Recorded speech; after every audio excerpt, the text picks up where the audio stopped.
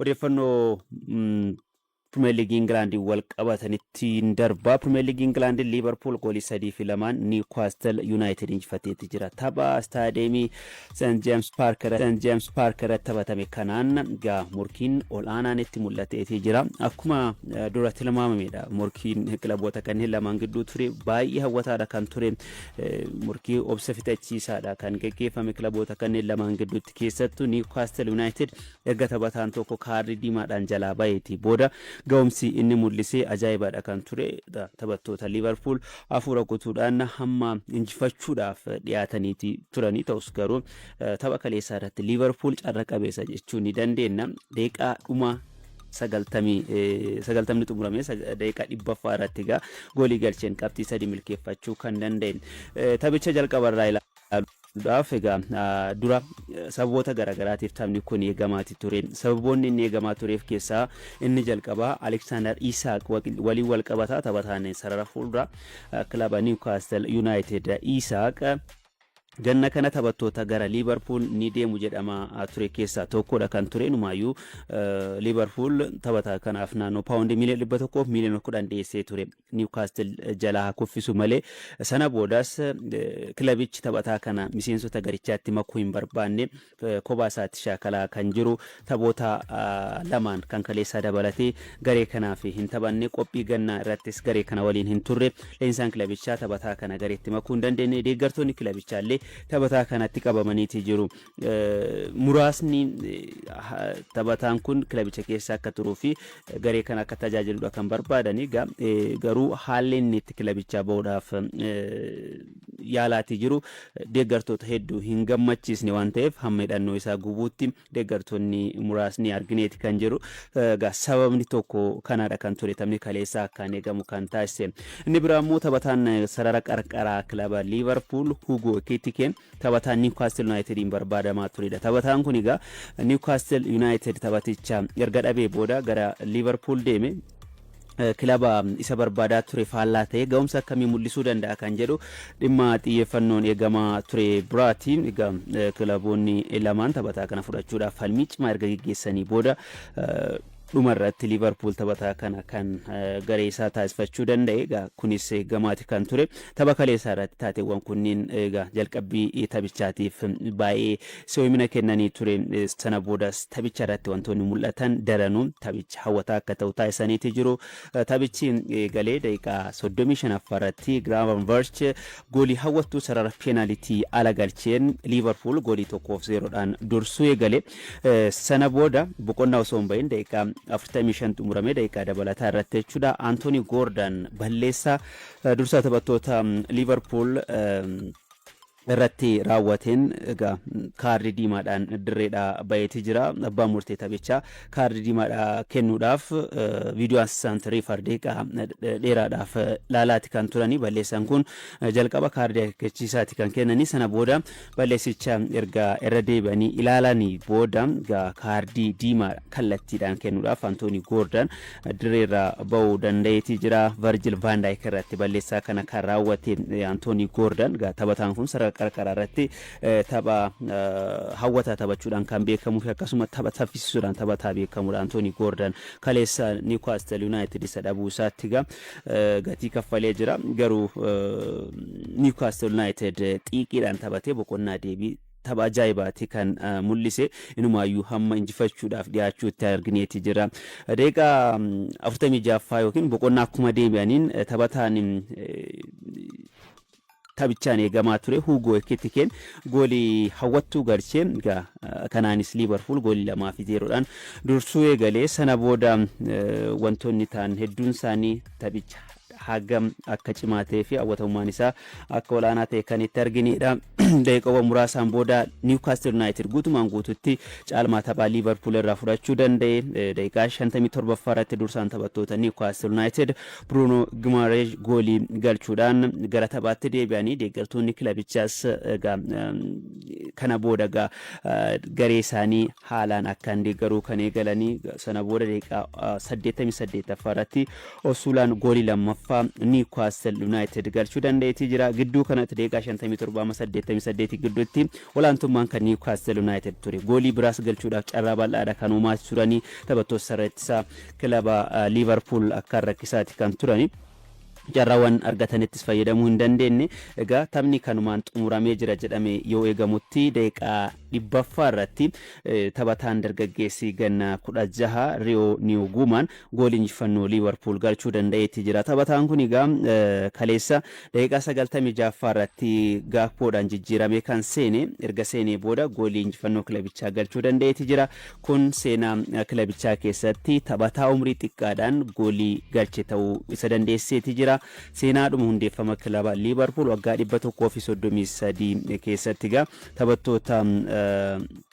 taphataa goolii umrii xinnaadhaan galche ta'uu danda'eetti jira. Taphataan kun egaa Niguman jechuudha. Sanaan ala taphattoonni kilaba Liverpoolis tapha booda miirri isaanii ol aanaadha kan ture. Leenjisaan kilabichallee akkaan gammadaniiti jiru. Inumaayyuu egaa tapha booda yaada kan kennan Arne Slot ga'umsa Newcastle United dinqisiifataniiti jiru. Newcastle United goolii 3 nutti galchuu dhabuunsaa nutti carra qabeessa nu taasisa jedhaniiti jiru. Tapha booda yaada kennaniin kun dhuguma tapha kaleessa irratti Newcastle boqonnaa deebii ga'umsaa ajaa'ibaati mul'isaati kan ture. Ta'us garuu Liverpool carra qabeessa goolii 3 galchuudhaan qabxii 3 murteessu St James Park irraa qabatee deebuu danda'eeti jira. Seenaa Premier League England keessatti taphattoonni umrii xinnaadhaan goolii galchan eenyu fa'i kan jedhu ilaaluudhaaf egaa taphataan kaleessa goolii injifannoo Liverpool galche Rio Niguman umrii isaa 16 guyyaa 361 goolii kan galche kun seenaadhuma Premier League England keessattuu taphataa afuraffaa umrii xinnaadhaan goolii galche isa taasisa. Taphataan umrii xiqqaadhaan goolii galche inni jalqabaa James Fogan jedhama umrii 16 fi guyyaa 270tti galche. James Milner waggaa isaa 16 fi guyyaa 356tti akkasuma Wayne Mark Rooney waggaa 16 fi umrii guyyaa 360tti kaleessa goolii kan galche. Rio Niguman immoo guyyaa 361tti jechuudha waggaa 16tti goolii Premier League Englandin galchuu dandeetti jira. Premier League England kanaan amma kilaboonni 3 taphoota 2 injifachuudhaan qabxii 6 liigicha dursaatti kan jiranii. Champions Leagueicha Liverpool taphoota 2 Bournemouth torbee darbee goolii 4-2 kaleessa immoo Newcastle United goolii 3 fi 2 injifachuudhaan qabxii 6 qaba. Arsenal akkasuma qabxii 6 qaba. Tottenham Spurs qabxii 6 kan qabu. Kilaboonni kunneen qabxii 6 qabataniiti jiru Premier League England kanaan jechuudha. Kilaboonni biroos qabxii 4 kan qaban jiru.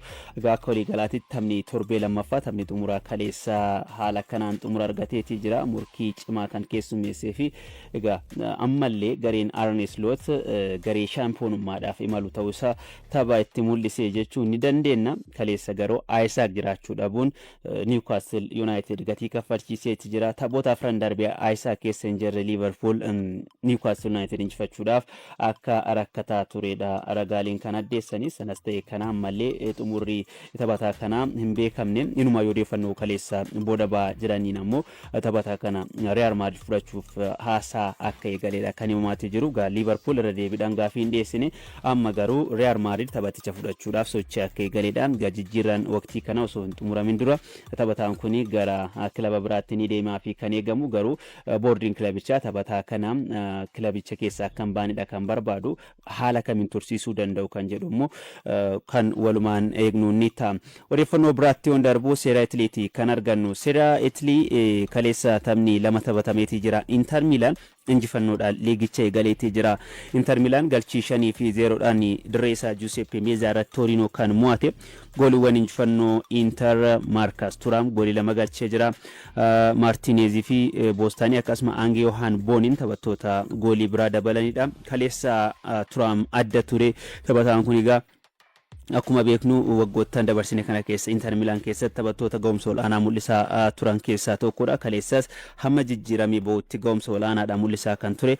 Abbaan isaa Lilian Thuram kaleessa istaadiyeemii keessa taa'uudhaan ilma isaa daawwachaati kan ture. Taphataa seenaa qabeessa ture Lilian Thuram amma ilmi isaa seenaa biraa hojjechuu irratti argama. Ilmi Lilian Thuram Marcus Thuram jechuudha. Kaleessas yeroo jijjiiramee bahu deeggartoonni kilabichaa deeggarsaa fi jaalala jaalala isaaf qaban mul'isuu danda'aniiti jiru. Leensa haaraa qacaree kilabiin kun egaa leensichi taphataa duraanii kilabichaa kan ture Kiristaan Chiivuudha.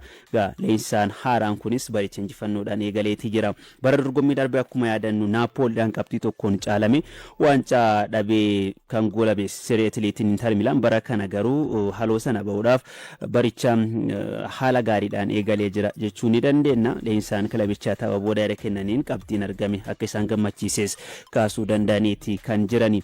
Taphni biraa kan Udinezee fi Hellas Verona gidduutti geggeeffamedha. Taphni kilaboota kanneen lamaanii goolii tokko giddaanii kan xumurame. Odeeffannoo biraatti yoon darbu La Liga Spain arganna. Torbee lammaffaadhaan kaleessa taphoonni lama taphatamaniiti jiru. Taphoota kaleessa taphataman qabxii isaanii ilaaluudhaaf Sevillaa dirree isaarratti Hetaaveedhaan goolii 2-1 kan injifatame. Atleetik Bilbaoon galchii 1-0dhaan Rayo Vallecano mo'ateeti kan jiru.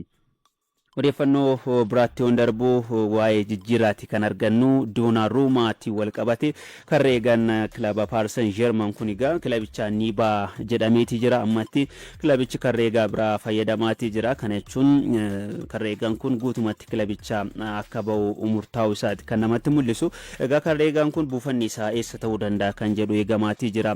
Kan reegaa kana mallatteessifachuudhaaf kilaboota akkaan barbaadaa jiran keessaa tokko Manchester Cityidha. Egaa Manchester Cityin kan reegaa kana fudhachuudhaaf sadarkaa haasaatti taphataa kana waliin yookiin kan reegaa kana waliin akka walii galeedha. Garuu kan reegaan kilabichaa Ederson Moraes kilabichaa hamman bayinitti murtoon kun xumura argachuu akka dhabuudha BBC'n kan gabaase. Egaa taphataa kana mallatteessifachuudhaaf Manchester Cityin Ederson kilabicha ba'uu akka qabuudha kan himamaati jiru. Ederson ammatti kilabicha keessatti taphoota Premier League lamaan darbeen fayyadamuu hin dandeenye. Pep Guardiolaan taphataa Burnley irraa mallatteessifatan Trafford fayyadamaati jirani. Tapha jalqabaatiin ga'umsi fooyyee mul'isee ture. Kan reegaan kun garuu tapha lammaffaa irratti taphattoota naam waliin taphatan irratti dogoggoroota hedduudha kan raawwachaati ture. Kun ammoo kilabicha gatii kaffalchiisuu danda'a. Tapha sanaanis gatii kaffalchiisee jira jechuun ni dandeenya. Egaa dogoggoroota inni raawwateen keessattuu gooliin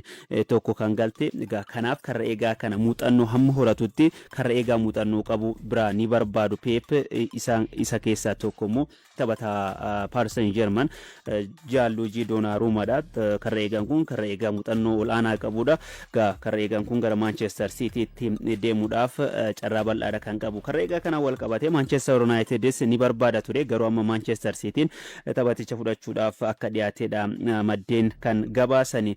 Egaa odeeffannoo jijjiirraatiin wal qabatee inni biraa Garnaachoodha. Taphataan kun egaa osoo waqtiin jijjiirraa kun hin xumuramin taphattoota Manchester United gadhiisanii ni bahu jedhaman keessaa egaa buufanni yookiin xumurri taphataa kana eessa ta'uu danda'a kan jedhu hin beekamne. Ammatti garuu filannoo leensicha akka hin taane beekamaadha. Taphataan kun Garnaachoon taphatichi eessa deema kan jedhu guyyoota muraasa keessatti akkasuma xumura ni argataa fi kan eegamu. Miidhama taphattoota Arsenaal wal qabatee Saakaa fi Odeegaardiin taphattoonni kunneen miidhamni isaanii hagas mara cimaa akka hin taanedha BBC'n kan gabaase. Saakaan ji'a tokkoof yookiin torbee afuriif dirreerraa ni fagaata jedhamee jira. Turtii isaa kanaanis taphoonni 4 jala darbuu danda'u jedhameeti jira. Kana keessaa taphni Liverpool waliin qaban tapha murteessaadha. Taphni kun jala darba jedhameeti kan jiru. Odeegaard jira immoo Odeegaard taphataa sarara gidduu kilabichaa fi dursaa taphattoota garichaati. Taphataan kunis akkasuma kilabicha keessatti miidhamni salphaan isa mudateeti jira. Tapha Leeds United waliin taphatan irratti miidhamni taphataa kana baay'ee muraasa akka ta'ee fi torbee ol turuu akka hin dandeenye yookiin torbee ol akka isa dirreerraan fageessinedha kan himame.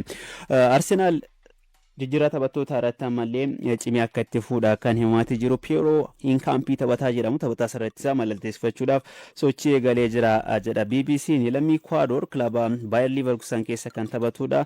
Taphataa kana fudhachuudhaaf naannoo paawundi miliyoona 52 baasuu akka maluudha kan himamaati jiru. Gaa iddoo isaa irratti taphattoonni akka Zinchenko jiru. Garuu ganna kana taphattoota kilabichaa ni bahuuf eegaman keessaa Kivior, Fabio Vera fi Zinchenkoon ganna kana taphattoota Arsenaal gadhiisaa fi eegaman keessaa